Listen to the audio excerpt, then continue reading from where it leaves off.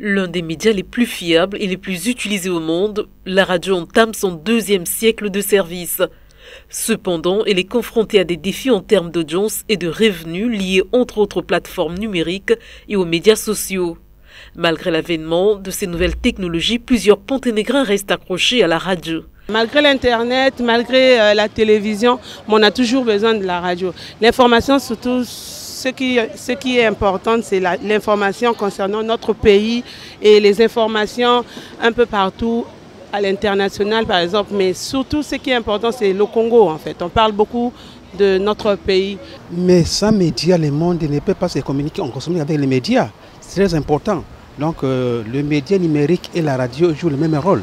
Donc, la radio nous communique et nous savons des choses qui se passent à l'intérieur comme à l'extérieur grâce à la radio. Donc, la radio est très importante pour la communication actuellement. La radio a toujours sa place, elle sera toujours là et ça ne va jamais changer. Parce que dans le système d'information, on a toujours besoin de la radio, obligatoirement. Imaginez-vous que mon téléphone est déchargé et que je me trouve dans un endroit où il n'y a pas de réseau. J'aurai alors besoin d'une radio pour m'informer.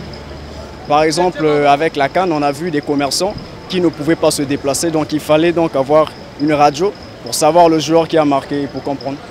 Au niveau mondial, la radio reste le média le plus consommé et qui touche le public le plus large, un espace où toutes les voix peuvent s'exprimer, être représentées et entendues.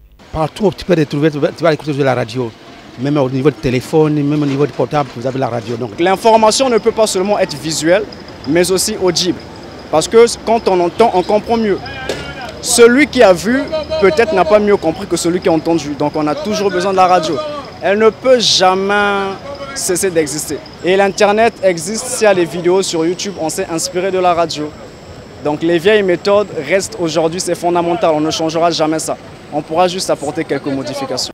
Célébrer le riche passé de la radio, sa pertinence toujours actuelle et son avenir prometteur, c'est le thème qui sous-tend cette année la célébration de cette journée mondiale.